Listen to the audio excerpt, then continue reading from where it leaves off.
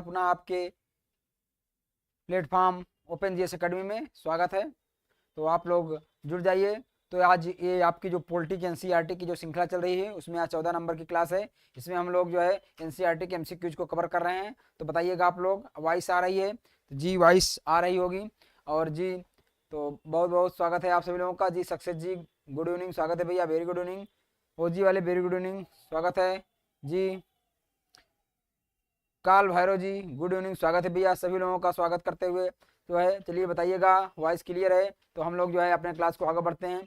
तो ये आपकी जो क्लास एनसीईआरटी चलाई जा रही है इसमें पॉलिटी की, ये आपके यूपीएससी से लेकर जो है आपके सभी स्टेट पीसीएस, चाहे आपका यूपी पीसीएस हो, आरओ हो, एमपी पीसीएस हो, जो आपकी बिहार पीसीएस, और जो है TGT PGT, Bihar TGT PGT, आपके यूपी में टीजीटी पीजीटी, सभी के लिए जो है बहुत ही महत्वपूर्ण है।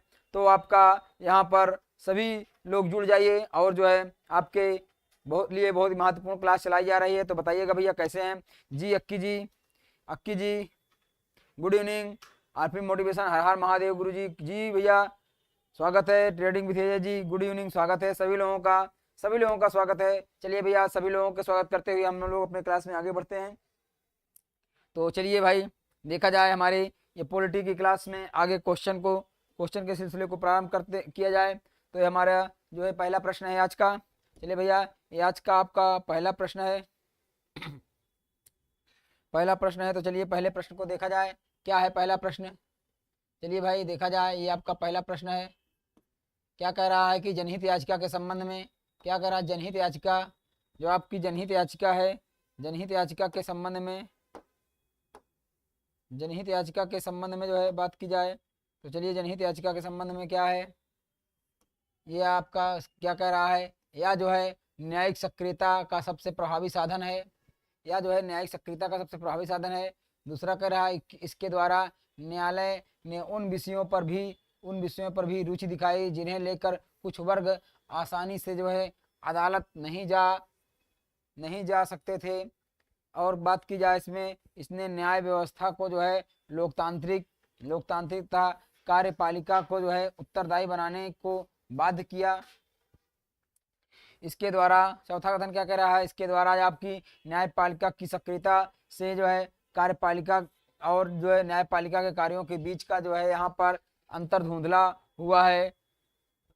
चलिए भैया तो देखा जाए यहाँ पर आपका एक नंबर के प्रश्न में क्या कहा जाए, बात की जाए जनहित याचिका की। क्या है जनहित याचिका?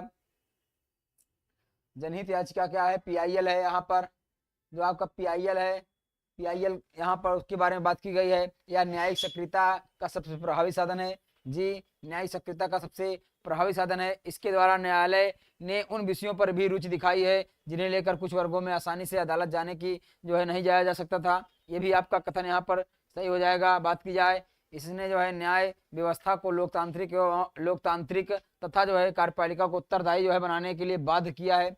ये भी आपका सही है। इसके द्वारा न्यायपालिका की सक्रियता कार्यपालिका के न्यायपालिका के कार्यों के बीच जो है यहाँ पर जो धुंधला था, जो अंतर था वो कम हुआ है।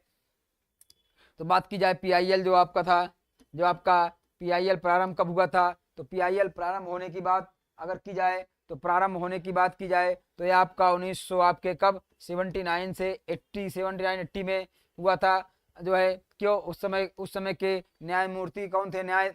उस समय के न्यायमूर्ति दो लोग थे। एक जी Rajendra Srivastava ji very good evening, स्वागत है। सूरज जी वेरी गुड इवनिंग, स्वागत है। तो उस समय दो न्यायमूर्ति थे, कौन थे? एक पीएन भगवती थे, एक वी आर कृष्णा थे। कौन कौन थे? एक जो है आपके वी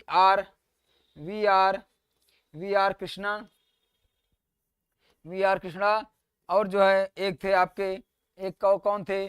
पीएन, जो आपके पीएन भगवती, पीएन भगवती। ये दोनों न्यायाधीश थे। इनकी पहल के द्वारा ये संभव हो पाया जो है कि जो है पीआईएल को यहाँ पर लागू किया गया। और जो है यहाँ पर इसको आपके 1900 यहाँ पर 79-80 में इसको जो है प्रारंभ किया गया। तो आपका इसमें से सभी कथन सही हो जाएंगे। आपके यहाँ पर सभी कथन सही हैं, जो आपकी बातें कही गई हैं इसमें से चारों कथन आपके सही हैं। डी होगा, बहुत शानदार, डी आंसर हो जाएगा आपका। चलिए आगे देखा जाए हमारा नेक्स्ट नंबर का प्रश्न क्या है। 2 नंबर का प्रश्न पर चर्चा करते हैं हम लोग। क्या है, न्यायपालिका के अधिकारों के संबंध में लिखित कथनों पर विचार करना है। तो क्या है इसमें, दूसरा पहला कथन क्या कह रहा है कि न्यायपालिका जो है, न्यायपालिका को व्यक्ति के अधिकारों की रक्षा करने का दायित्व सौंपा गया है। चलिए भैया, सर्वोच्च न्यायालय के पास जो है मौलिक अधिकारों के विरुद्ध किसी कानून को असंवैधानिक जो है घोषित करके उसे लागू होने से रोकने का अधिकार है। इसमें सत्य कथन का चयन करना है। तो चलिए भैया, सत्य कथन का इसमें चयन करिए। इसमें से कौन कौन से कथन सत्य हैं। बात की जाए, न्यायपालिका व्यक्तिगत जो व्यक्ति के अधिकारों की रक्षा करने का दायित्व सौंपा गया है। तो चलिए भैया, क्या है, व्यक्ति के अधिकारों की, जी मौलिक अधिकारों की, जो व्यक्ति के अधिकार हैं उनकी रक्षा का दायित्व सौंपा गया है। तो बात की जाए यहाँ पर, चलिए भैया पहले बात कर ली जाए मौलिक अधिकारों की रक्षा और उससे संबंधित कानून की। तो जो आपके आर्टिकल यहाँ पर, आर्टिकल आपका 13 है। आर्टिकल 13 में क्या कहा गया है, आर्टिकल 13 में कहा गया है कि यहाँ पर, जी अंकित यादव जी गुड इवनिंग, प्रणाम भैया। मरियम जी गुड इवनिंग, स्वागत है। बात जी, सभी लोगों का क्लास में स्वागत है। तो बात की जाए यहाँ पर आर्टिकल आपके 13 में, आर्टिकल 13 में यहाँ पर मूल अधिकार, यहाँ पर जो आपका मूल अधिकार है, मूल अधिकार के बारे में जो है आपके यहाँ पर जो भी कानून बनाया जाएगा उस कानून की यहाँ पर कानून को जो है पुनर्विलोकन, यहाँ पर उस कानून का जो है पुनर्विलोकन विलोकन जो है विलोकन करने की जो है करने की शक्ति जो है किसको दी गई है, यहाँ पर सुप्रीम कोर्ट को दी गई है। या जो है इसको जो मूल अधिकारों से असंगत या इसके लिए इसको न्यून करने का, इसको कम करने का कोई भी कानून अगर यहाँ पर विधायिका बनाती है तो उसको जो है इसके द्वारा शून्य घोषित किया जा सकता है। बात की जाए आपके आर्टिकल, जो आपका आर्टिकल है, आर्टिकल आपका आर्टिकल 32 है। आर्टिकल 32 जो है यह भी जो है मूल अधिकारों के बारे में, लोगों की रक्षा के बारे में रीट जारी करता है। ये किसको दिया गया है, इसके द्वारा आप जो है सुप्रीम कोर्ट सीधे जो है सुप्रीम कोर्ट जा सकते हैं। सुप्रीम कोर्ट जो है आपके मूल अधिकारों की रक्षा करेगा। और जो है यहाँ पर आर्टिकल आपके, बात की जाए आर्टिकल जो है 226 के द्वारा जो है आप हाई कोर्ट जा सकते हैं। ये जो है आपके मूल अधिकारों की जो है रक्षा का दायित्व इसके पास है। तो बात की जाए यहाँ पर सर्वोच्च न्यायालय मौलिक अधिकारों के विरुद्ध कानून बनाने को असंवैधानिक घोषित कर सकता है। जी ये भी आपका इसी के अंतर्गत आता है, जो हमने बताया कि जो है मूल अधिकारों के विषय में कोई भी कानून आपको बनाता है तो उसे असंवैधानिक घोषित करने का यहाँ पर आर्टिकल 13 के अंतर्गत आपको सुप्रीम कोर्ट का अधिकार है। बहुत शानदार, सी हो जाएगा। दोनों कथन यहाँ पर, दोनों कथन आपके यहाँ पर सही हो जाएंगे। सी आंसर हो जाएगा आपका। सी इज द राइट आंसर। ओजीए वाले काल भैरव सक्सेस जी सभी लोगों का आंसर आ रहा है। बहुत शानदार भैया, बहुत शानदार। चलिए भाई नेक्स्ट देखा जाए, नेक्स्ट है आपका नेक्स्ट प्रश्न। चलिए दिख रहा होगा, उम्मीद करते हैं आप लोगों को ये दिख रहा होगा। चलिए भैया आइए थोड़ा सा इसको बढ़ा देते हैं। चलिए भाई इसको हम लोग करते हैं। चलिए इसे मिलान करना है। इसे मिलान करने क्या कह रहा है, ये आपका कॉलम 1 जो है और दूसरा ये 2 है, सूची 1 सूची 2 को मिलान करना है। सर्वोच्च न्यायालय के लिए रीट संबंधी अधिकार कहाँ पर है, तो बताइएगा। सर्वोच्च न्यायालय का रीट संबंधी अधिकार किसका, सुप्रीम कोर्ट का रीट संबंधी अधिकार। उच्च न्यायालय का रीट संबंधी अधिकार कहाँ पे है, उच्चतम न्यायालय का जो है अपने पुनर्विलोकन निर्णय की शक्ति कहाँ पर है। उच्चतम न्यायालय का यहाँ पर स्थापना एवं गठन की बात कहाँ पे की गई है। तो चलिए हम लोग मिलान करते हैं। जी मरियम जी, पिछले का सी था। बहुत शानदार भैया। तो चलिए यहाँ पर देखा जाए सर्वोच्च न्यायालय का रीट संबंधी अधिकार कहाँ पर है, तो ये आर्टिकल 32 में है। आर्टिकल 32 में है तो यहाँ पर 3 लिखिए। और बात की जाए उच्च न्यायालय का संबंधी अधिकार कहाँ पे है, उच्च न्यायालय का है तो उच्च न्यायालय का आपके यहाँ पर कहाँ पे है उच्च न्यायालय का, तो यहाँ पर 226 में अर्थात 4 में है। बी वाला 4 में हो जाएगा। बात की जाए उच्चतम न्यायालय का निर्णय पुनर्विलोकन का अधिकार कहाँ पे है, पुनर्विलोकन आपका कहाँ पे है, पुनर्विलोकन आपका 137 में है। तो यहाँ पर आपका ये कितना हो जाएगा, ये आपका 2 हो जाएगा, यहाँ पे 2 हो जाएगा। उच्चतम न्यायालय की स्थापना एवं गठन की बात कहाँ की गई है, आर्टिकल 124 में की गई है, तो ये 1 हो जाएगा। तो यहाँ पर कितना होगा, 34 और 21। 34 21 कहाँ पे है, 34 21 आपके ऑप्शन नंबर ए में है। ए आपका आंसर हो जाएगा, ए आपका आंसर हो जाएगा। चलिए भैया देखिएगा, बताइएगा। ये आपका आंसर हो जाएगा। तो चलिए ये आपका आंसर है। तो नेक्स्ट देखते हैं हम लोग, नेक्स्ट प्रश्न का आंसर करिए जी। काल भैरव जी आपका ए आया है, सक्सेस जी, मरियम जी सभी का आंसर आ रहा है। चलिए इस कथन को देखा जाए, ये क्या 4 नंबर का प्रश्न क्या कह रहा है, क्या कह रहा है कि सर्वोच्च न्यायालय की न्यायिक जो है पुनर्विलोकन की शक्ति के संदर्भ में निम्नलिखित कथनों पर यहाँ पर विचार करना है भैया। चलिए विचार किया जाए 4 नंबर के प्रश्न में क्या कह रहा है। 4 नंबर के प्रश्न में क्या कह रहा है, तो इसमें देखा जाए यहाँ पर सर्वोच्च न्यायालय, चलिए भैया सर्वोच्च न्यायालय की बात की जाए तो क्या है, इसमें पहला कथन क्या कह रहा है, पहला कथन आपका कह रहा है कि इसके माध्यम से जो है सर्वोच्च न्यायालय विधायिका द्वारा पारित किसी भी कानून की जो है संवैधानिकता की जांच कर सकता है।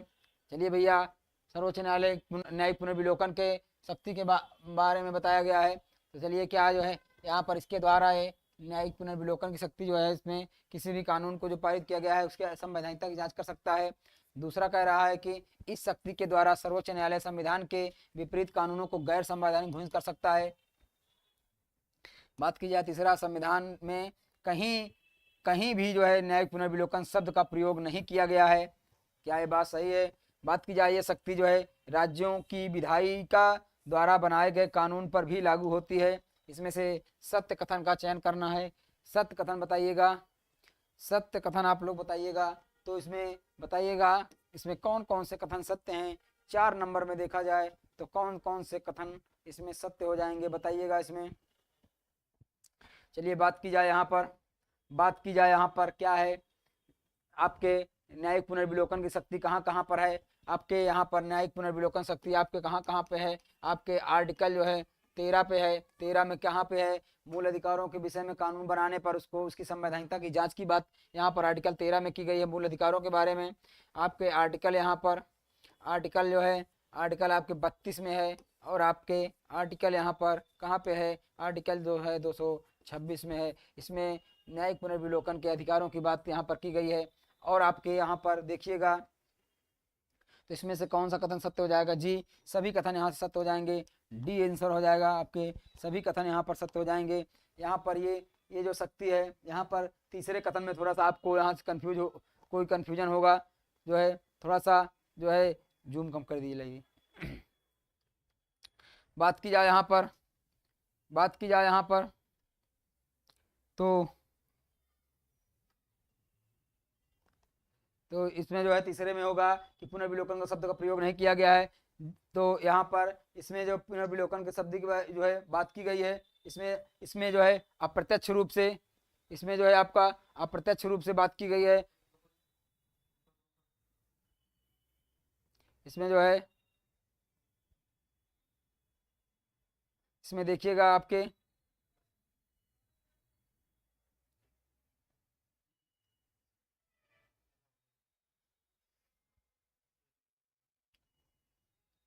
चलिए जी डी हो जाएगा, डी हो जाएगा इसका आंसर, इसका आंसर डी हो जाएगा। चलिए डी आंसर हो जाएगा, डी होगा इसका आंसर। चलिए नेक्स्ट देखा जाए 5 नंबर के प्रश्न पर चर्चा करते हैं। निम्नलिखित कथनों पर विचार करिए। क्या है, निम्नलिखित कथनों पर विचार करिए। संविधान के यहाँ पर मूल ढांचे का सिद्धांत जो है सर्वोच्च न्यायालय ने केशवानंद भारती बनाम केरल राज्य का मामला था, उसमें 1973 में जो है केस में निर्णय दिया था। बात की जाए सर्वोच्च न्यायालय ही यह घोषित करता है कि कौन सा भाग संविधान के मूल ढांचा का हिस्सा है, कौन सा नहीं है। कार्यपालिका को यहाँ पर इस विषय में कोई अधिकार प्राप्त नहीं है। बताइएगा इसमें असत्य कथन बताना है। क्या बताना है भैया, इसमें जो है आपका असत्य कथन बताना है। तो कौन सा कथन इसमें असत्य हो जाएगा, चलिए भैया असत्य कथन बताना है। बात की जाए यहाँ पर, बात की जाए केशवानंद भारती बनाम वर्सेस क्या था, केरल राज्य का मामला था। केरल राज्य का मामला था, कब था, 1973 का मामला था। इसमें मूल ढांचे का सिद्धांत आया था। क्या आया था भैया, मूल ढांचे का सिद्धांत आया था, इसमें लिखा गया है। ये देखिएगा मूल ढांचे का सिद्धांत इसमें आया था। और क्या है, और जो है उसके बाद एक केस आया था आपका, कौन केस था, मिनर्वा मिल्स। क्या था, मिनर्वा मिल्स बनाम जो है भारत संघ का मामला था। भारत संघ का मामला था, कब का मामला था, ये 1980 का केस है। इसमें जो है इस जो मूल ढांचे का सिद्धांत आया था इसका प्रतिपादन किया था, अर्थात उसको जो है पुनः जो है उसका प्रतिपादन करके उसको वैधानिक और उसको लागू कर दिया गया। तो इस मामले में जो है आपका उसमें बताया गया कि ये जो है जो मूल ढांचा का सिद्धांत है उसमें उसके लिए आपका जो है यहाँ पर वो केवल और केवल जो है आपका सुप्रीम कोर्ट उसको निर्धारित करेगी, केवल सर्वोच्च न्यायालय उसको घोषित करेगा कि कौन सा भाग जो है संविधान के मूल ढांचे के अंतर्गत आता है, कौन सा नहीं है। कार्यपालिका का इसमें विधायिका का कोई हस्तक्षेप नहीं होगा। मूल ढांचे का सिद्धांत उसमें सुप्रीम कोर्ट से पूछा गया कि मूल ढांचा क्या होता है। सुप्रीम कोर्ट ने बताया कि जब जब कानून की व्याख्या करने की बात आएगी तब उसमें आपका मूल ढांचे का सिद्धांत जो है बताया जाएगा कि मूल ढांचा क्या है। जी खुशबू यादव जी राधे राधे, राधे कृष्णा, स्वागत है भैया आपका। जी काल भैरव जी 5 का डी आया है, वो जी वाले सक्सेस जी सभी का 5 का डी आया है। तो इसमें से दोनों कथन आपके सत्य हैं, असत्य कथन यहाँ पे पूछा है तो असत्य कथन की बात हो जाएगी। तो असत्य कथन आपका ना तो यहाँ पर 1 और ना ही 2, इसमें से कोई भी कथन आपका असत्य नहीं है। चलिए भैया इसमें डी हो जाएगा, आपका आंसर डी हो जाएगा। ध्यान दिया करिए आप लोग, असत्य पूछ रहा है कि सत्य पूछ रहा है। तो चलिए भाई नेक्स्ट देखा जाए। नेक्स्ट आपका 6 नंबर का प्रश्न है। 6 नंबर का प्रश्न है, क्या कह रहा है यहाँ पर, कथन को जो है ध्यान पूर्वक पढ़ना है, उसके बाद जो है आपका यहाँ पर उत्तर देना है। तो चलिए भैया क्या है 1 नंबर कथन इसमें, आइए इस कथन पर हम लोग देखते हैं क्या है। इस पे जो है ध्यान से देखा जाए कि क्या है आपका ये कथन क्या कह रहा है। चलिए भैया देखा जाए, इसमें जो है संसद को जो है अपना संचालन हेतु अपना संचालन जो है खुद करने तथा अपने सदस्यों का व्यवहार नियंत्रण करने की शक्ति जो है किसको दी गई है, संसद को दी गई है। चलिए भैया दूसरा क्या कह रहा है इसको देखिएगा। दूसरे कथन में आप कह रहा है इनमें जो है क्या है, इसमें विधायिका को विशेषाधिकार के हनन का जो है दोषी पाए जाने पर भी जो है अपने सदस्यों को दंडित करने का जो है अधिकार इसमें नहीं है। चलिए भैया 6 नंबर बताइएगा, इसमें 6 नंबर में कौन सा कथन इसमें सत्य की बात की गई है, कौन से कथन में सत्य करने की बात की गई है। तो चलिए भैया इसको बताइएगा। तो ये आपका क्या हो जाएगा, इसमें कह रहा है कि संसद को अपना संचालन खुद जो है करने और तथा अपने सदस्यों के व्यवहार को नियंत्रित करने की शक्ति प्रदान की गई है। बिल्कुल बिल्कुल सही कहा है। संसद को जो है अपने सदस्यों के व्यवहार आचरण और उनके जो है जो भी उनका तौर तरीका है उसके बारे में इसको जो है संसदीय नियम द्वारा जो वहाँ पे संसद की कार्रवाई में नियम बनाए गए हैं उसमें इसको बाकायदा जो है वर्णित किया गया है। तो जो है किस तरीके से उसमें उस कार्रवाई को जो है नियंत्रित करेंगी, जैसे कि अगर कार्रवाई चल रही है, कार्रवाई अगर संसद में किसी भी बिल पर किसी भी विधेयक पर बहस हो रही है, उसमें गतिरोध हो या फिर जो है कोई भी कार्रवाई न जैसे कि कुछ विरोध करते हैं, कुछ जो है विपक्ष के लोग विरोध करते हैं, तो वहाँ पर स्थगन कार्रवाई जो है अध्यक्ष करता है, वो वहाँ पर उसको सत्र को स्थगित कर देता है, कुछ समय के लिए सत्र को निलंबित कर देता है, उसके जो है सदस्यों को जो है वहाँ पर उनके अधिकारों को नियंत्रित करता है। तो ये सब जो है जो संसद की जो कार्रवाई है का नियम है, कार्रवाई संचालन नियम है, उसमें सब बाकायदा इसका प्रावधान किया गया है। ये आपका सही है, ये सही है। बात की जाए यहाँ पर, बात की जाए संसद या विधायिका के विशेषाधिकार के हनन का दोषी पाए जाने पर अपने सदस्यों को दंडित करने, यहाँ पर देखिएगा दंडित करने का अधिकार नहीं है, ये कथन यहाँ पर गलत हो जाएगा। यहाँ पर जो है यहाँ पर संसद को जो है यह विशेषाधिकार दिया गया है, संसद को यह विशेषाधिकार दिया गया है कि वह जो है अपने सदस्यों को दोषी पाए जाने पर उनके जो है दोषी पाए जाने पर उनको दंडित करने का, उनको निलंबित करने का उनको अधिकार है। जैसे कि कभी कभी आप लोग सुनते होंगे कि संसदीय कार्रवाई में जो भी वहाँ पर कोई सदस्य अगर जो है यहाँ पर क्या करता है, मिसबिहेव करता है वहाँ पर, तो उसको जो है जो वहाँ के जो अध्यक्ष होते हैं, अध्यक्ष जो है उनको निलंबित कर देते हैं, कुछ दिनों के लिए निलंबित कर देते हैं या फिर 1 दिन की कार्रवाई से निलंबित करते हैं। तो इसमें जो है विधायिका को विशेषाधिकार है कि जो दोषी पाए जाएं, कुछ किसी भी मामले में दोषी पाए जाएं तो उनको दंडित करे, उनको दंडित करने का अधिकार दिया गया है। तो इसमें आपका सत्य पूछा गया है, इसमें कहा रहा नहीं है, तो ये भी उसको अधिकार है भैया, इनको अधिकार है, क्या है, अधिकार है, अधिकार है इनको। तो यहाँ पर एक पहला कथन अकेले सही हो जाएगा, इसमें दूसरा वाला असत्य हो जाएगा, केवल ए आपका आंसर होगा, ए आपका आंसर होगा भाई। तो चलिए भैया जी 6 का ए आ रहा है, बहुत शानदार, 6 का ए हो जाएगा। चलिए भैया 7 नंबर देखिएगा, केशवानंद भारती मुकदमे के संदर्भ में क्या है निर्णय, न्यायालयों का निर्णय क्या है, न्यायालय के निर्णय शामिल थे, क्या क्या शामिल थे न्यायालय के निर्णय में।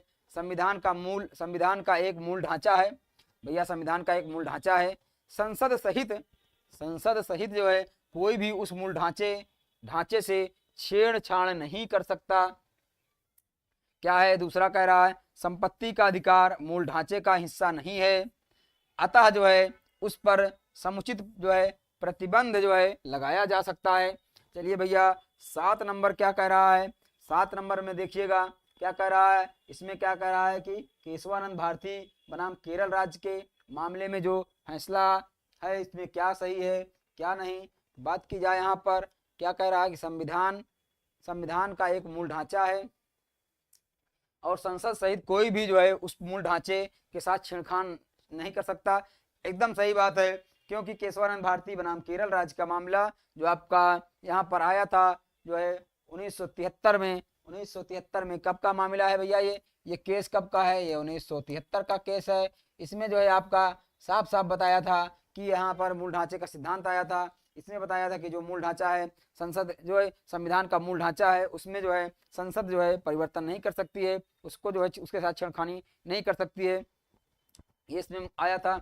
बात की जाए संपत्ति का अधिकार मूल ढांचे का हिस्सा नहीं है, जी नहीं है। संपत्ति जो है संविधान के जो आपका हुआ था क्या हुआ था, इसमें क्या हुआ था, मूल ढांचे का हिस्सा नहीं है, एकदम सही बात है। आपका जो 44वां संविधान संशोधन हुआ था क्या है भैया, 44वां संविधान संशोधन कब का है भैया, ये आपका है 1978 का जो है अधिनियम है।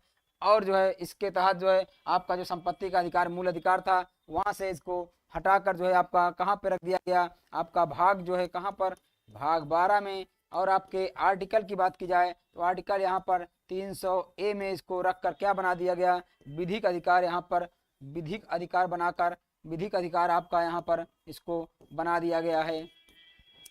तो यहाँ पर दोनों कथन आपके सही हो जाएंगे भैया, बताइएगा दोनों कथन यहाँ पर आपके सही हो जाएंगे तो इसका आंसर क्या हो जाएगा, सी आंसर हो जाएगा। तो चलिए भैया इसमें दोनों कथन आपके सही हैं, इसका आंसर सी हो जाएगा। चलिए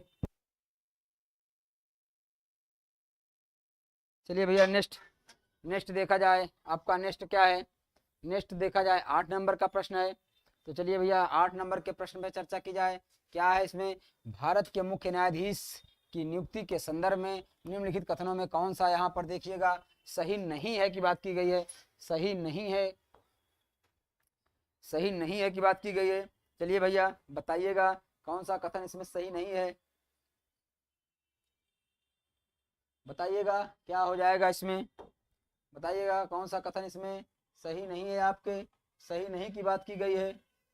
तो बताइएगा इसमें कौन सा कथन यहाँ पर सही नहीं है, ये आपके मुख्य न्यायाधीश की नियुक्ति के बारे में कौन सा कथन सही नहीं है। चलिए भैया इसको हम लोग देखा जाए, इसमें क्या है तो ये आपका है, प्रथम क्या कह रहा है, वर्षों से सर्वोच्च न्यायालय के सबसे वरिष्ठ न्यायाधीश को इस पद पर नियुक्त करने की परंपरा रही है एवं इसका कोई जो है अपवाद नहीं है। और दूसरा क्या कह रहा है, भारत के मुख्य न्यायाधीश की सेवानिवृत्ति की आयु 65 वर्ष है। तो इसमें क्या बताना है, इसमें सत्य नहीं है बताना है, सत्य नहीं है, कौन सा होगा सत्य नहीं है भैया बताइएगा। ये जो कह रहा है कि जो CGI की सेवानिवृत्ति की आयु है 65 वर्ष, ये तो बात सही है भैया, ये तो एकदम सही है, जो सेवानिवृत्ति की आयु 65 वर्ष है।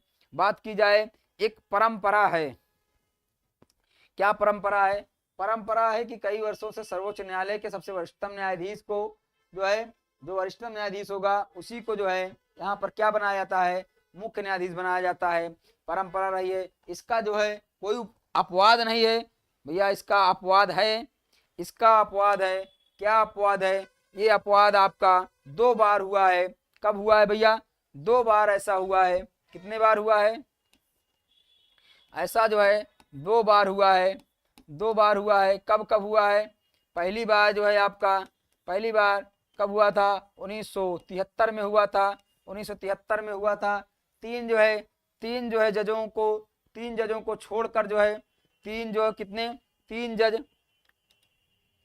वरिष्ठतम जज, यहाँ पर वरिष्ठतम दर जो है लिखिए, 3 जो है आपका क्या हो जाएगा, वरिष्ठ जो आपके वरिष्ठतम जो जजों को छोड़कर जो है, जजों को छोड़कर आपका किसको बनाया गया था, तो यहाँ पर A.N. रे को, क्या कौन थे, A.N.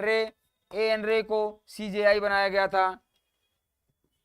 CJI बना दिया गया था, CJI बना दिया गया था, पहली बार ये हुआ था।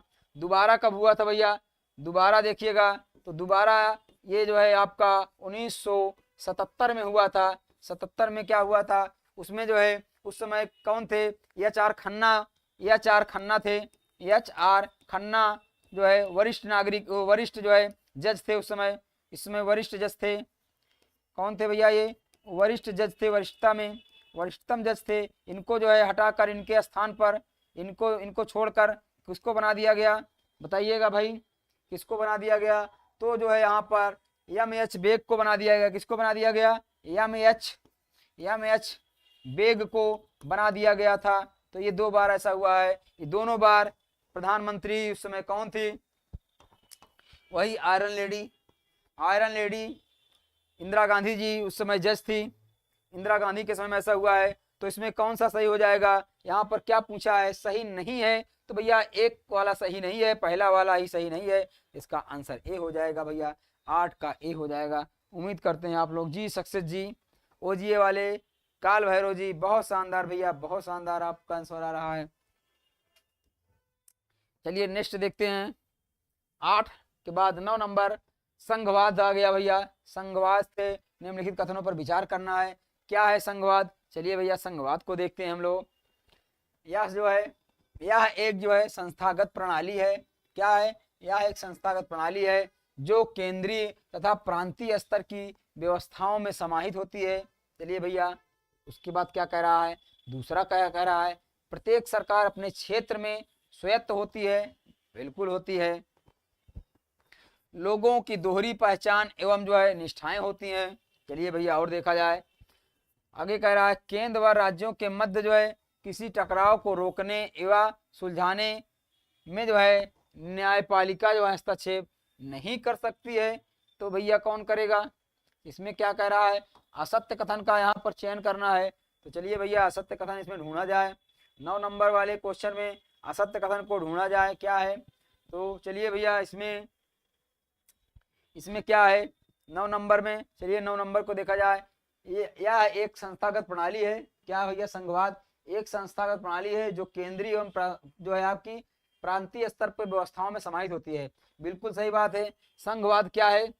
संघवाद वह होता है जहां पर आपके केंद्र व राज्य जो होते हैं दोनों स्तरों पर एक स्वतंत्र रूप से वहां पर स्वतंत्र सरकार हो, स्वतंत्र जो है वहां की विधायिका हो, वहां पर कार्यपालिका हो। वहां पर जो है इसकी संस्थागत प्रणाली की बात की गई है। केंद्रीय एवं प्रांतीय देखिएगा दोनों स्तरों पर व्यवस्थाओं की बात की गई है। एकदम सही बात की गई है। प्रत्येक सरकार अपने क्षेत्र में स्वायत्त होती है। जी, प्रत्येक सरकार अपने क्षेत्र में स्वायत्त होती है। यहाँ पर ये संघवाद का ये भी एक लक्षण है। बहुत सही बात है। लोगों की दोहरी पहचान होती है।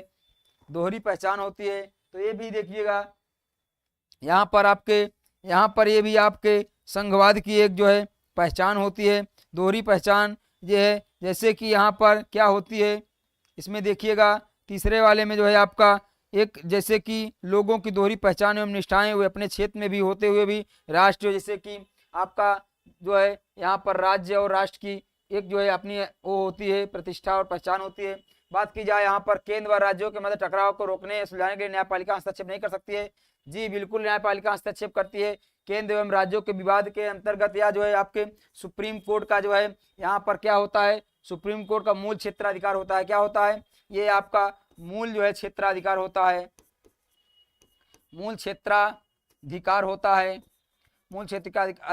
है। ये कहाँ पे है? आर्टिकल आपके 131 में बताया गया है मूल क्षेत्राधिकार में, कि बताया गया है कि यहाँ पर राज्यों के बीच विवाद हो, राज्य एवं केंद्र के बीच विवाद हो, आपके कोई भी 2 बॉडी हो, स्वतंत्र बॉडी हो, उनके बीच विवाद हो, तो आपका जो है यहाँ पर उनका निपटारा न्यायपालिका था सुप्रीम कोर्ट करती है। तो चलिए भैया यहाँ पर कौन सा गलत है, तो गलत की बात की जाए तो ये आपका 4 नंबर का कथन यहाँ पर बी वाला कथन गलत हो जाएगा, सत्य हो जाएगा। जी काल भैरव जी, OGA वाले सक्सेस जी, 9 का बी होगा। बहुत शानदार भैया। चलिए भैया 10 नंबर के प्रश्न की बात की जाए। इसमें क्या है, निम्नलिखित में संघ सूची विषय में सम्मिलित क्या है? नहीं है। संघ सूची के विषय में सम्मिलित क्या नहीं है। तो चलिए भैया संघ सूची बताइएगा क्या हो जाएगा। संघ सूची तो ये आपकी प्रतिरक्षा हो गई, ये आपका संघ सूची का विषय है, संघ सूची। और आपका बैंकिंग भी संघ सूची का विषय है, वायुसेना भी संघ सूची का विषय है भैया। बात किया जो भूमि है, भूमि इसमें जो है ये कहाँ का विषय है, ये आपका राज्य सूची का विषय है, राज्य सूची का विषय है ये, तो सी हो जाएगा, ये राज्य सूची का विषय है। तो जो हमारे जो आपकी सूचियों का शक्तियों का विभाजन दिया गया है, जो हमारी सूचियों का शक्तियों का विभाजन दिया गया है, ये आपका कहाँ पे दिया गया है, 7वीं अनुसूची में। 7वीं जो है आपकी अनुसूची है, 7वीं अनुसूची में 3 प्रकार की जो है आपके शक्तियों का विभाजन किया गया है। पहला क्या है, एक संघ सूची है, संघ सूची। और जो है दूसरा क्या है, दूसरा आपका यहाँ पर राज्य सूची है, राज्य सूची। और जो है एक तीसरा क्या है यहाँ पर, समवर्ती सूची है। क्या है भैया, समवर्ती सूची है। ये जो है आपका समवर्ती सूची की बात की गई है। और बात की जाए यहाँ पर जी, तो इसके अंतर्गत आपका सूचियों का विभाजन किया गया है, तो आपका यहाँ पर सी हो जाएगा आंसर, यहाँ पर इसका आंसर सी हो जाएगा। चलिए भैया, इसका आंसर यहाँ पर सी हो जाएगा।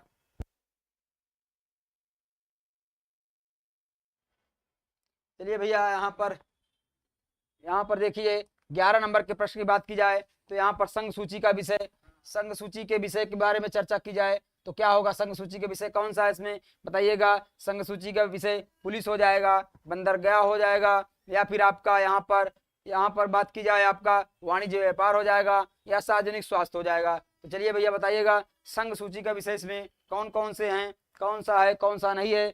तो यहाँ पर बात की जाए जो आपका पुलिस है, ये राज्य सूची का विषय है, पुलिस आपका राज्य सूची का विषय है। वाणिज्य एवं व्यापार किसका विषय है, तो आपका वाणिज्य एवं व्यापार ये आपका किसका विषय है, ये समवर्ती सूची का विषय है। बताइएगा कि राज्य सूची का विषय है, ये राज्य सूची का विषय ये भी है आपका वाणिज्य एवं व्यापार राज्य सूची का विषय है। और कौन सा, जो सार्वजनिक स्वास्थ्य है, ये भी राज्य सूची का विषय है। तो बात की जाए यहाँ पर जो बंदरगाह है, ये आपका संघ सूची का विषय है, संघ सूची। तो चलिए भैया, ये आपका हो गया। इसमें नेक्स्ट देखा जाए आपका बी हो जाएगा, इसका आंसर बी हो जाएगा,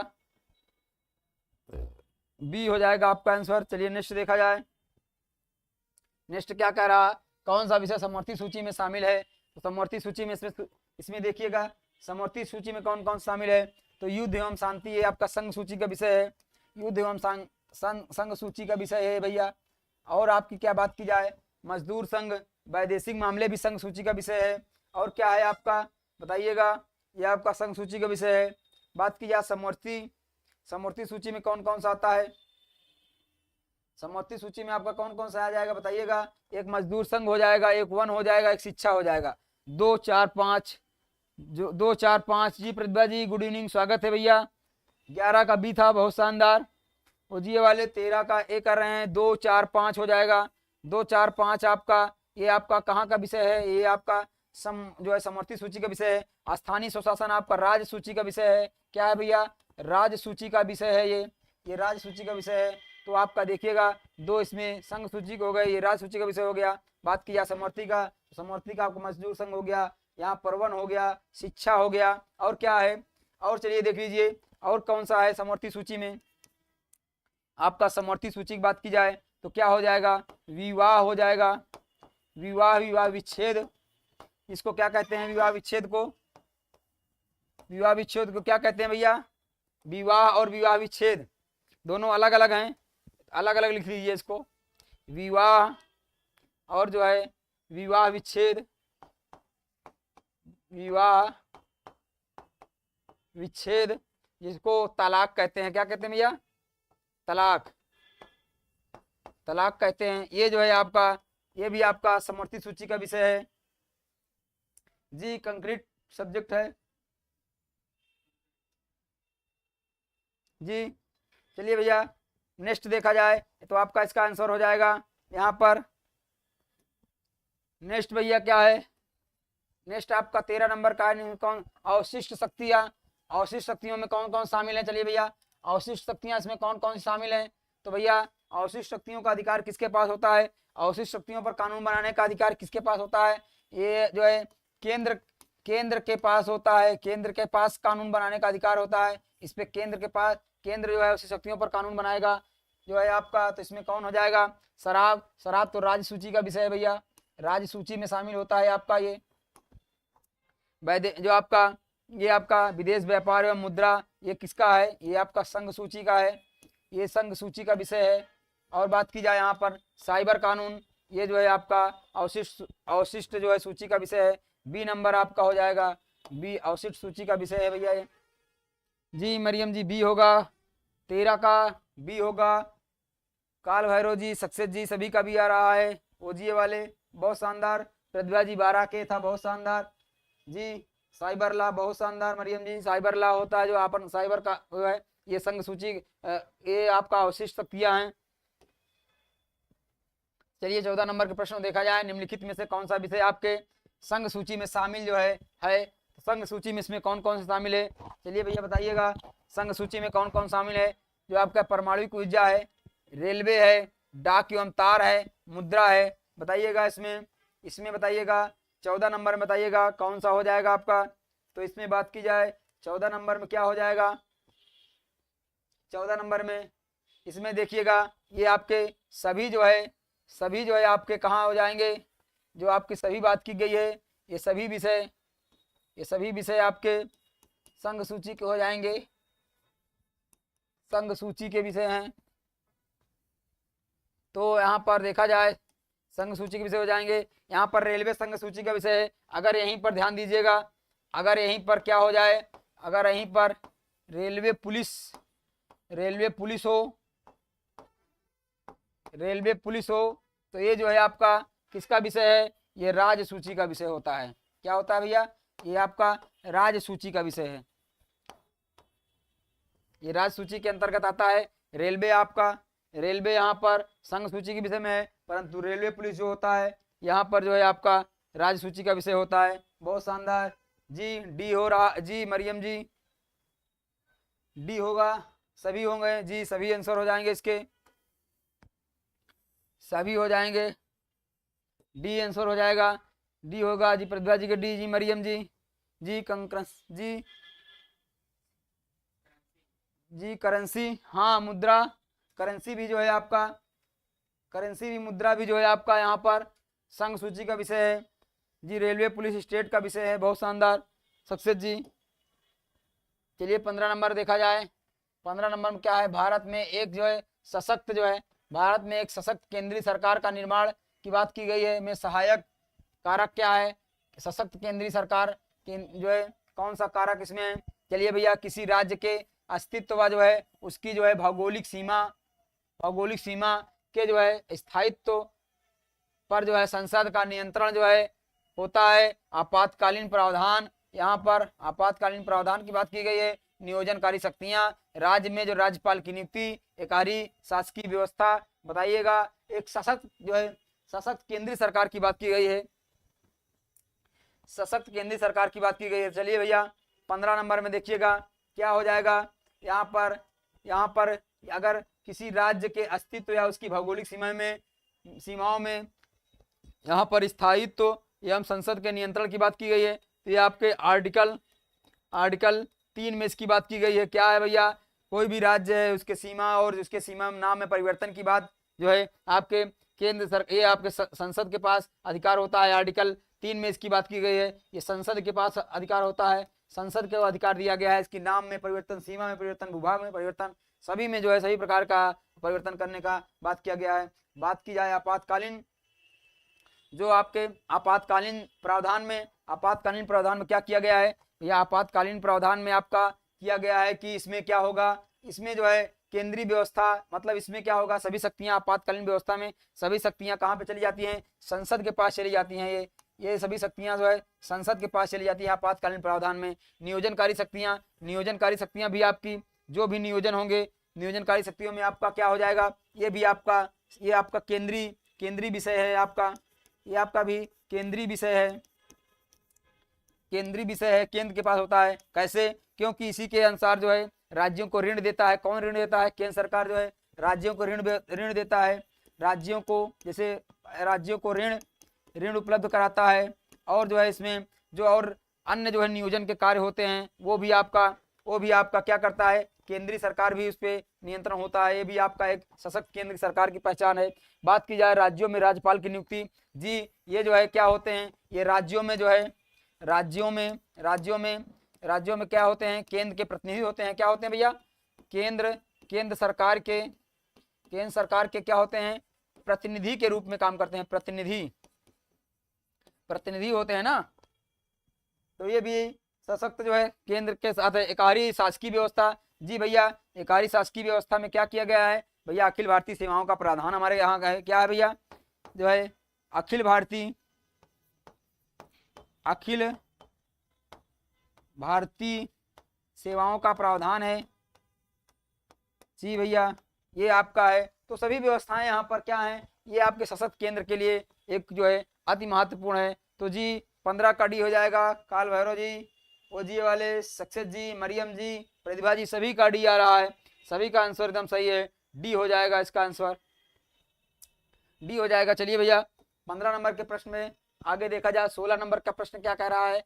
16 नंबर के प्रश्न पर हम लोग चर्चा करते हैं। भारत में राज्यपालों के संदर्भ में निम्नलिखित कथनों पर विचार करिएगा। चलिए भैया क्या होगा, इस बारे में चर्चा करिए। क्या है आपका, सरकारिया आयोग की बात की गई है।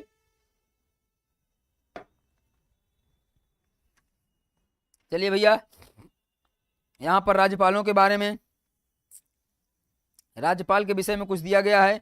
आइए उसके बारे में हम लोग चर्चा करते हैं। क्या है राज्यपाल के विषय में, कौन सी बात यहाँ पर कही गई है, आइए देखा जाए। बात की जाए यहाँ पर सरकारिया आयोग, जी आपका 1983 ने सिफारिश की थी कि राज्यपालों की नियुक्ति अनिवार्यता जो है निष्पक्ष जो है होकर होनी चाहिए। जी इन्होंने क्या और कहा था, अगला कथन क्या है, जब राज्य का शासन संविधान के उपबंधों के अनुसार नहीं चल रहा हो तो राज्यपाल उस जो है राज्य में राष्ट्रपति शासन लगाने की सिफारिश कर सकता है। एकदम सही बात कही गई है यहाँ पर, ये एकदम सही बात कही गई है। बात की जाए यहाँ पर तीसरा कह रहा है, राज्यपाल राज्य सरकार को बर्खास्त करने तथा राज्य विधानसभा को जो है निलंबित या विघटित करने की अनुशंसा कर सकता है। चलिए भैया इसमें सत्य कथन का आपको चयन करना है, तो सत्य कथन इसमें बताइएगा कौन सा कथन सत्य हो जाएगा। चलिए भाई 16 नंबर के प्रश्न में देखा जाए, जी सरकारिया आयोग ने सिफारिश की थी, जो कि सरकारिया आयोग केंद्र राज्य संबंध के बारे में यहाँ पर, चलिए भैया देखा जाए तो बात की जाए यहाँ पर जो सरकारिया आयोग था, सरकारिया आयोग किससे संबंधित था, ये केंद्र राज्य संबंध संबंधित था। क्या था सरकारिया आयोग, पूछा जाता है आपके केंद्र राज्य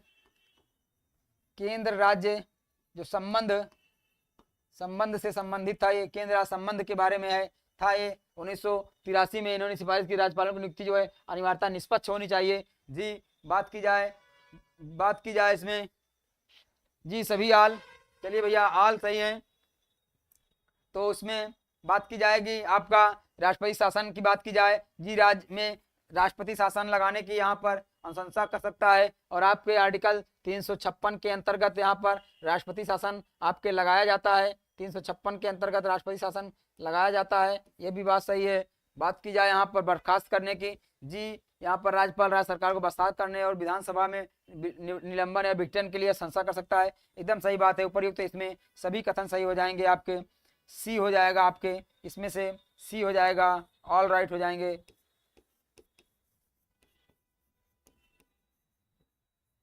ऑल राइट्स हो जाएंगे।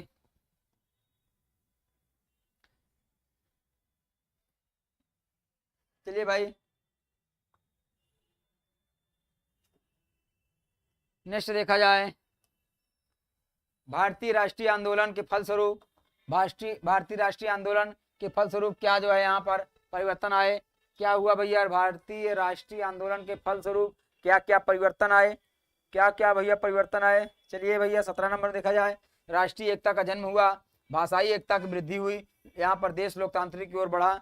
चलिए भैया देश लोकतंत्र की ओर बढ़ा, इसमें बताइएगा इसमें क्या हो जाएगा। जी मरियम जी, सी, जी उसका आंसर सी था। चलिए इसको बताइएगा 17 नंबर में।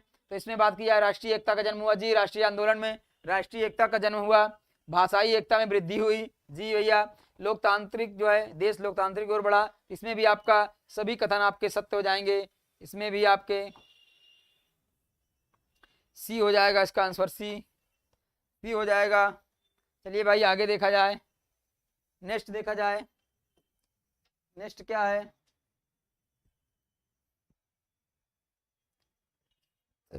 18 नंबर का प्रश्न क्या है भाई? चलिए आपका 18 नंबर का प्रश्न है, इस पे नजर डालते हैं। क्या कह रहा है 18 नंबर का प्रश्न? कह रहा है कि इसमें क्या कह रहा है कि राज्यों के अस्तित्व में आने के संदर्भ में लिखित कथनों पर यहाँ पर कौन सा सुमेलित नहीं है की बात की गई है? नहीं है भैया, सुटेबल आल जी, सुटेबल आल है। मरियम जी सभी सत्य हो जाएंगे उसमें। प्रतिभा जी का सी आया है, सक्सेस जी का सी आया है, 17 का बहुत शानदार। चलिए भैया 18 में देखा जाए, सभी लोगों का सी आया है, सी होगा। चलिए भैया गुजरात 1960 में, महाराष्ट्र 1962 में, पंजाब 1966 में, सिक्किम 1974 में और झारखंड 2002 में। इसमें कौन सा कथन सही है? बात की जाए गुजरात 1960 में एकदम सही बात कही गई है। महाराष्ट्र 1960 में, गुजरात और महाराष्ट्र दोनों साथ में 1960 में इनका जो है ये राज्य बने थे। महाराष्ट्र और गुजरात दोनों साथ में बने थे 1960 में। पंजाब 1966 में, पंजाब और ये भी आपका सही है। सिक्किम 1974 में क्या बना था भैया? यह सह राज्य बना था, सह राज्य बना था। और जो है आपका पूर्ण राज्य कब बना? 1974 में, 75 में बना। 75 में क्या बना? पूर्ण राज्य बना। चलिए भैया झारखंड जो है कब बना भैया? 15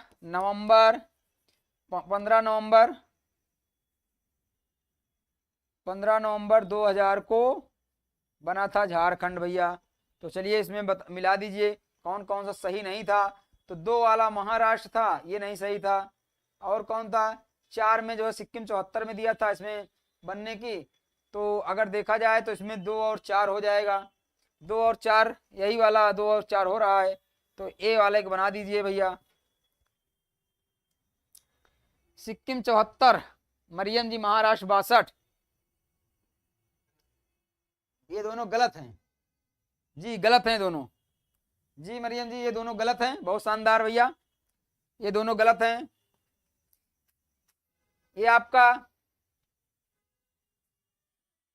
ये दोनों आपके गलत हैं।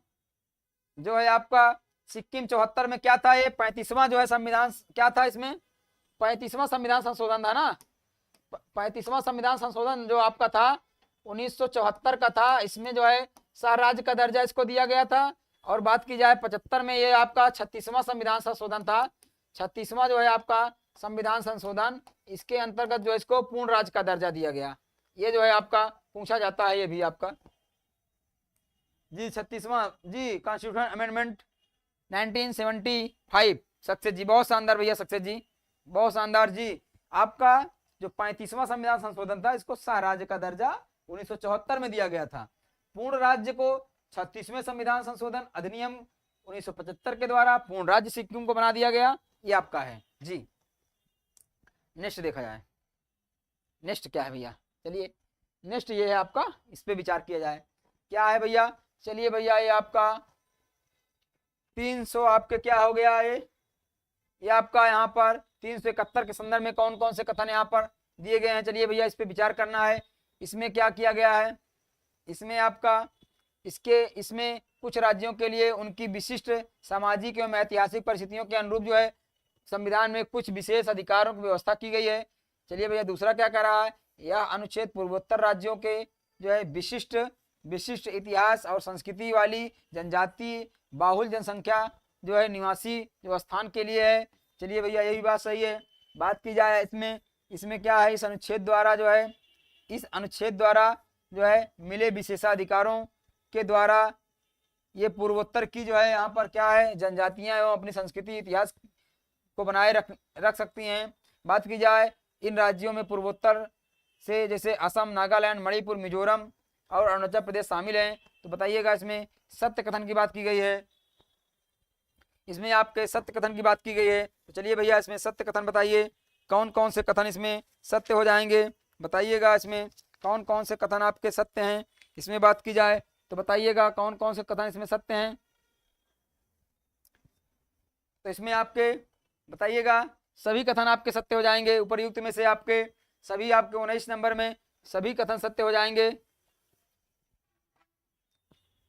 सभी कथन आपके यहाँ पर सत्य हो जाएंगे। बात की जाए यहाँ पर, चलिए बताइएगा जी, बहुत शानदार, डी सभी कथन आपके सत्य हो जाएंगे। बात की जाए असम कहाँ पे, असम का कहाँ पे किया गया है तो आपका यहाँ पर जो 371 बी में असम की बात की गई है, 371 बी में असम की बात की गई है। बात की जाए यहाँ पर नागालैंड की तो नागालैंड की चर्चा कहाँ पे की गई है, जो आपका 371 ए में की गई है। नागालैंड कहाँ पे भैया, 371 ए में नागालैंड की चर्चा की गई है, ये आपका हो गया। मणिपुर की चर्चा कहाँ पे की गई है तो आपके मणिपुर की चर्चा 371 कहाँ पे की गई भैया, सी में की गई है, गा में सी में की गई है। 371 कहाँ पे भैया, 371 सी में मणिपुर की चर्चा की गई है।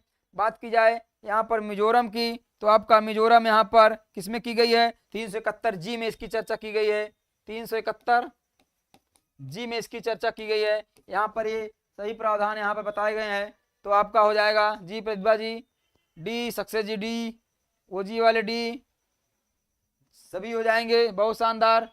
काल भैरव जी, जी सुटेबुल आल, सभी लोग सभी हो जाएंगे इसमें आल। चलिए भाई डी हो जाएगा आपका आंसर। चलिए नेक्स्ट देखा जाए 20 नंबर के प्रश्न में क्या चर्चा की गई है, आइए 20 नंबर को देखा जाए तो यह हो जाएगा भारतीय संविधान। भारतीय संविधान में जो है अवशिष्ट विषय कानून बनाने का अधिकार प्राप्त है किसके पास है भैया, केंद्र के पास है या फिर जो है राज्यों के पास है या फिर केंद्र और राज्य दोनों के पास है या इसमें से किसी के पास भी नहीं है, बताइएगा 20 नंबर में क्या है भैया। चलिए भैया अवशिष्ट शक्ति की चर्चा कर लेते हैं हम लोग, अवशिष्ट शक्ति की चर्चा करते हैं। तो अवशिष्ट शक्ति के आपके आर्टिकल 248 में बताया गया है कि अवशिष्ट शक्ति के विषय पर, इसके विषय पर जो है 48 में बताया गया है कि जो अवशिष्ट शक्ति के विषय पर कौन कानून बनाएगा, केंद्र जो है केंद्र जो है कानून अर्थात संसद जो है यहाँ पर बताइएगा संसद जो है कानून बनाएगी, ये आपकी चर्चा की गई है।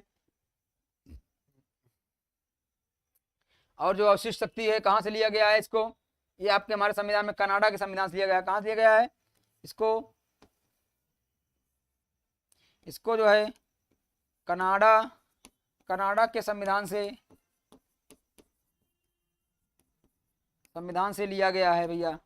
चलिए भैया और इसमें क्या बात की गई है और इसकी चर्चा कहाँ पे की गई है, और जो है यहाँ पर और जो केंद्र राज्य और जो है शक्तियों के विभाजन की बात आपके यहाँ कहाँ पे की गई है, आपके अनुसूची कहाँ पे 7वीं अनुसूची में इसकी चर्चा की गई है। कहाँ पे 7वीं जो आपकी अनुसूची है, 7वीं अनुसूची में इसकी चर्चा की गई है, वहाँ पर भी आपके सभी विषय को अलग अलग बांटा गया है। चलिए भाई आगे देखा जाए तो आपका आंसर क्या हो जाएगा, इसमें केंद्र हो जाएगा, इसका आंसर ए हो जाएगा, केंद्र हो जाएगा, 20 का ए होगा। जी प्रतिभा जी, सक्सेस जी, ओजी वाले, काल भैरव सभी का आ रहा भैया। चलिए नेक्स्ट देखा जाए 21 नंबर का प्रश्न क्या है, सही कथन का पहचानना है इसमें।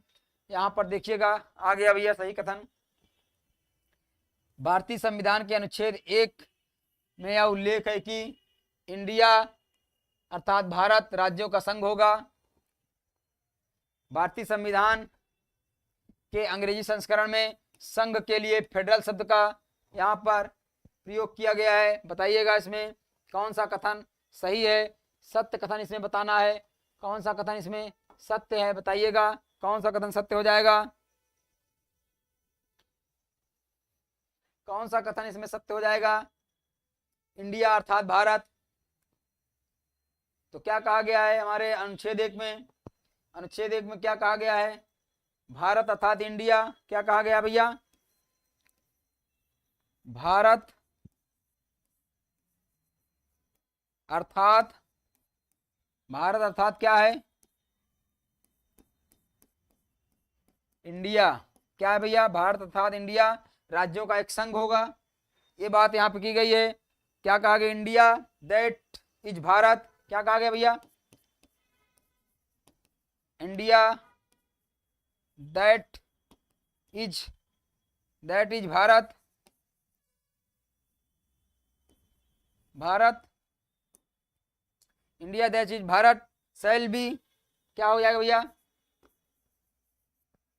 Shall be union of state, union of state.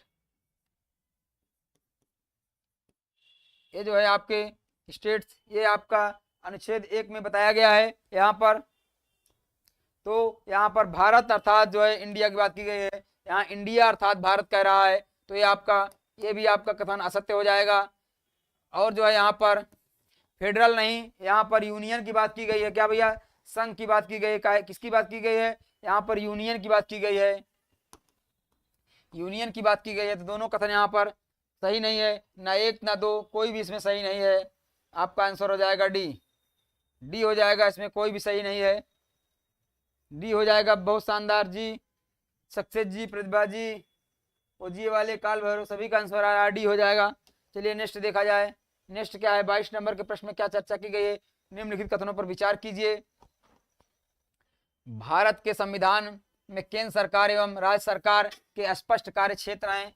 Bharat के संविधान में केंद्र सरकार एवं राज्य सरकार के जो है स्पष्ट कार्य क्षेत्र हैं। दूसरा कह रहा है कि कार्य क्षेत्र जो है, कार्य क्षेत्र संबंधी विवाद की स्थिति में राष्ट्रपति द्वारा संवैधानिक प्रावधानों के अनुरूप निर्णय किए जाने का प्रावधान है भैया संविधान। तीसरा कह रहा है कि संविधान में आर्थिक और वित्तीय शक्तियां मूलतः केंद्र के हाथ में सौंपी गई हैं। चलिए भैया, केंद्र के हाथ में सौंपी गई हैं। बात की जाए यहाँ पर, भारत का संविधान अवशिष्ट शक्तियों के संदर्भ में मौन है। कौन सा सही नहीं है बताया है भैया? कौन सही नहीं है इसमें बताना है। तो चलिए भैया बताइए कौन सा सही नहीं है। 22 नंबर में कौन सा सही नहीं है? तो चलिए भैया बताइएगा कौन सा सही नहीं है। यहाँ पर भारत के संविधान में केंद्र एवं राज्य के बीच स्पष्ट कार्य क्षेत्र, स्पष्ट कार्य क्षेत्र की बात कहाँ पे की गई है? यहाँ पर शक्तियों की विभाजन और स्पष्ट कार्य क्षेत्र की बात कहाँ पे की गई है? कार्य क्षेत्र कहाँ पे बात की गई है? आपके यहाँ पर आपके आर्टिकल, वहाँ जो है आर्टिकल 246 में बताया गया है इनका कार्य क्षेत्र, कि यहाँ पर केंद्र और राज्य किस प्रकार से, कहाँ कौन कौन किसका कार्य क्षेत्र होगा। और साथ साथ कहाँ बताई गई है? 7वीं अनुसूची में भैया बताया गया है। कहाँ पे? 7वीं अनुसूची में बताया गया है, 7वीं अनुसूची में बताया गया है। उसमें क्या, उसमें तीन प्रकार से विभाजन किया गया है। क्या है भैया? संघ सूची में विभाजित किया गया है, संघ सूची, और क्या है भैया? राज्य सूची, राज्य सूची, और क्या है भैया? समवर्ती सूची, समवर्ती सूची। इसमें अलग अलग आपका विभाजित किया गया है। और जो अवशिष्ट सूची है, अवशिष्ट शक्ति है, उसको केंद्र के पास रखा गया है। यहाँ पे ये अलग अलग कार्य क्षेत्र हैं, ये भी बात आपकी सही हो जाएगी। यहाँ पहला कथन आपका सही हो जाएगा। बात की जाए दूसरे में, कार्य क्षेत्र की विवाद की स्थिति में कौन जो होगा, कौन इसका निपटारा करेगा? तो विवाद की स्थिति में कौन निपटारा करेगा भैया? चलिए किसके अधिकार क्षेत्र में आता है? ये आर्टिकल, आपके आर्टिकल 131 के अंतर्गत, या क्या है भैया? सुप्रीम कोर्ट का। किसका भैया? सुप्रीम कोर्ट का। ये क्या है? सुप्रीम कोर्ट का ये मूल क्षेत्राधिकार है। क्या भैया? ये मूल क्षेत्राधिकार है, इसका मूल क्षेत्राधिकार के अंतर्गत आता है। तो ये आपका दूसरा वाला गलत हो जाएगा। बात की जाए यहाँ पर, संविधान के आर्थिक एवं वित्तीय शक्तियों मूलतः जो है केंद्र सरकार के पास है। बिल्कुल भैया, केंद्र सरकार के हाथ में है। यहाँ पर ये वित्तीय और आर्थिक शक्तियां जो है केंद्र सरकार के पास में है। किस प्रकार से केंद्र सरकार जो है, किस प्रकार से केंद्र सरकार क्या है? केंद्र सरकार जो है आपका यहाँ पर, केंद्र सरकार के हाथों में वित्तीय है, क्योंकि केंद्र सरकार ही जो है, केंद्र सरकार ही डिसीजन करेगी यहाँ पर कि क्या जो है, क्या यहाँ पर आर्थिक और क्या वित्तीय योजनाएं बनानी है, और जो है राज्यों को ऋण प्रोवाइड कराती है। और अंतर्राष्ट्रीय मामले में भी जो है ये वित्तीय शक्तियां जिस प्रकार व्यापार की बात करता है, तो केंद्र सरकार के हाथ में ही है। यहाँ पर अवशिष्ट शक्तियों के बारे में संविधान मौन है। मौन नहीं भैया, अवशिष्ट शक्तियां किसके पास है? अवशिष्ट शक्तियां केंद्र के पास है। किसके पास है? केंद्र के पास है। केंद्र के पास अर्थात जो है अवशिष्ट शक्तियों के विषय पर संसद कानून बनाएगी। कौन बनाएगा? आपकी संसद कानून बनाएगी। ये भी आप, तो इसमें 2 और 4, दूसरा और चौथा कथन जो है इसमें असत्य हो जाएगा। इसमें 2 और 4 कहाँ है भैया? 2 और 4 ये हैं आपके, बी नंबर हो जाएगा भैया आपका, बी नंबर जी। प्रतिभा जी 22 के बी, सक्सेस जी 22 के बी, ओजी वाले बी, काल भैरव जी बी, बहुत शानदार भैया सभी लोग। तो चलिए हमारे जो है बहुत नज़दीक है, हम लोग क्लास समाप्त करने के बहुत नज़दीक हैं। चलिए ये आपका है 23 नंबर के प्रश्न में चर्चा करते हैं। कथनों पर विचार करना है।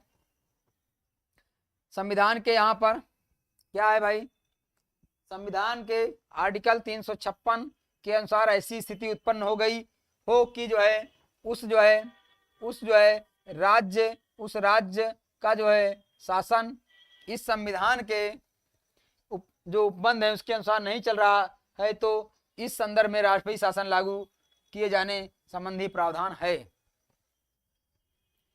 बात की जाए उपरयुक्त विषय पर राष्ट्रपति द्वारा जारी उद्घोषणा को संसद की स्वीकृति प्राप्त करना जरूरी होता है। चलिए भैया तीसरा कह रहा है कि राष्ट्रपति शासन अधिकतम जो है 2 वर्षों तक बढ़ाया जा सकता है। चलिए भाई और क्या कह रहा है, चौथा कथन क्या कह रहा है, कोई भी न्यायालय राष्ट्रपति शासन लागू करने के निर्णय की संवैधानिकता की जांच पड़ताल नहीं कर सकता। चलिए भैया इसकी भाषा तो बड़ी क्रिटिकल है, क्या कह रहा है, चलिए इसमें क्या कह रहा है, सही नहीं है, कौन सा सही नहीं है ये बात कह रहा है। चलिए भैया देखा जाए, कह रहा है कि भारतीय संविधान के अनुच्छेद 356 के अनुसार ऐसी स्थिति उत्पन्न हो गई हो कि जो है उस राज्य का शासन इस संविधान के उपबंधों के अनुरूप नहीं चलाया जा सकता, तो उसमें राष्ट्रपति शासन लागू किया जा सकता है जी। जो आपके आर्टिकल 356 में यही बात तो कही गई है कि राज्यों का संवैधानिक तंत्र सही ढंग से ना चल रहा हो, वहाँ का शासन संचालन हमारे संविधान के अनुरूप ना हो रहा हो, तो वहाँ पर जो वहाँ के राज्यपाल महोदय हैं वो जो है राष्ट्रपति से क्या करते हैं भैया, राष्ट्रपति से जो है उस राज्य में राष्ट्रपति शासन लागू लगाने की जो है सिफारिश करते हैं। तो ये आपका एकदम सही बात है। बात की जाए इसमें दूसरे बात की, तो दूसरा क्या कह रहा है इसमें, इसमें क्या कह रहा है भैया, दूसरा आपका कह रहा है कि उपयुक्त विषय पर राष्ट्रपति द्वारा जारी उद्घोषणा को संसद की स्वीकृति प्राप्त करना जरूरी होता है। एकदम सही बात है भैया, जो राष्ट्रपति की उद्घोषणा की जाती है राष्ट्रपति शासन की, वो जो है उसका संसद में जो है उसके जो है क्या किया जाता है, उसको जो है संसद की स्वीकृति लेना अनिवार्य है। बात की जाए राष्ट्रपति शासन अधिकतम 3 वर्ष के लिए, भैया कितने 3 वर्ष के लिए इसको बढ़ाया जा सकता है, 3 वर्ष के लिए, तो ये आपका गलत हो जाएगा। कोई भी न्यायालय राष्ट्रपति शासन लागू करने के निर्णय की संवैधानिक जांच पड़ताल नहीं कर सकता, बिल्कुल कर सकता है, बिल्कुल कर सकता है। सुप्रीम कोर्ट का यहाँ पर एक निर्णय आया था 1993 में, क्या था, यह सार्वभौमई का क्या भैया था, सुप्रीम कोर्ट का एक निर्णय कब था, 1993 का एक निर्णय था, एक केस था, क्या था, एक क्या केस था, यह सार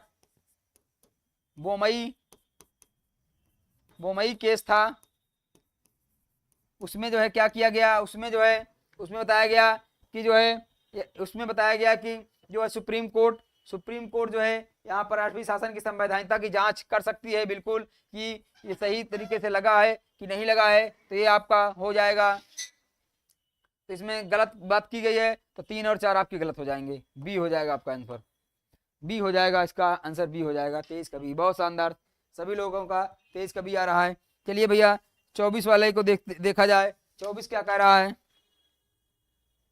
आइए 24 को देखा जाए। निम्नलिखित कथनों पर विचार करिएगा।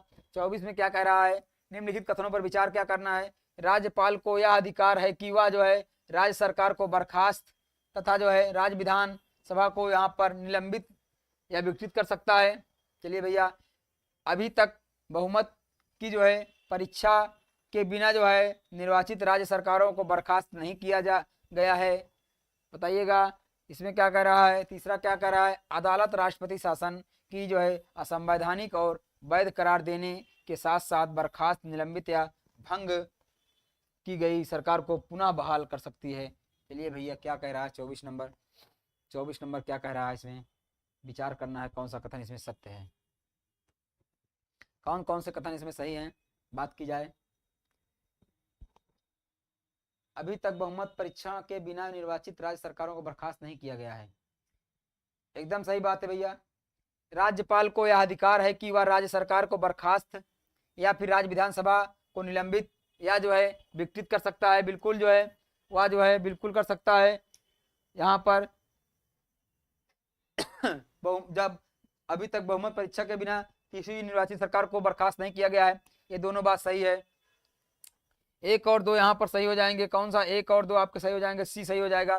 तीसरा कथन गलत है। तीसरा कथन गलत है। यहाँ पर तीसरा कथन गलत है। यहाँ पर क्या कह रहा है कि अदालत राष्ट्रपति शासन को असंवैधानिक घोषित कर सकता है। जी असंवैधानिक घोषित तो कर सकता है, कहने के बाद जांच कर सकता है उसकी, परंतु बर्खास्त निलंबित सरकार को भंग और पुनः बहाल करने का किसको, अदालत को यहाँ पर अधिकार नहीं है। तो आपका ये सी हो जाएगा। यहाँ पर सी कथन आपका सही हो जाएगा। चलिए भैया, इसका सी हो जाएगा। 1 और 2 आपके सही हैं।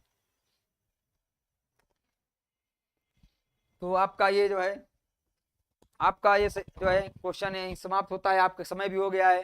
तो चलिए भैया बताइएगा। सक्सेस जी, ओजीए वाले, काल भैरव, प्रतिभा जी, सी आया है। 24 का सी होगा। सभी लोगों का बहुत शानदार। तो बताइएगा सेशन आप लोगों को कैसा लगा? आप लोगों को सेशन कैसा लगा? ये आप लोगों के लिए एनसीईआरटी जो चल रही है, एनसीईआरटी की थोड़ा भाषा कठिन है। ये कॉन्सेप्ट है, थोड़ा सा समझने में थोड़ा सा परेशानी होगी, लेकिन एक बार अगर समझ जाएंगे, कॉन्सेप्ट क्लियर हो जाएगा, कोई भी एग्जाम हो आपका बहुत अच्छे तरीके से, बहुत आसानी तरीके से आप इसको कर सकते हैं। तो चलिए भैया बताइएगा। तो आप जो है जी, नाइस एक्सप्लेनेशन सर, बहुत नहीं जी। सक्सेस जी, Pratibha ji, nice class sir, thank you जी, बेस्ट क्लास, बहुत बहुत धन्यवाद। तो इसलिए चलिए इसी के साथ जो है हम अपने क्लास को जो है अब यहीं पे समाप्त करते हैं। तो आप जो है जी, काल भैरव जी, बहुत बहुत धन्यवाद, नाइस सेशन। तो चलिए अपने क्लास को हम लोग समाप्त करते हैं। अब आज की क्लास यहीं तक। चलिए, गुड नाइट, शुभ रात्रि, थैंक यू सो मच। जय हिंद, जय भारत, थैंक यू।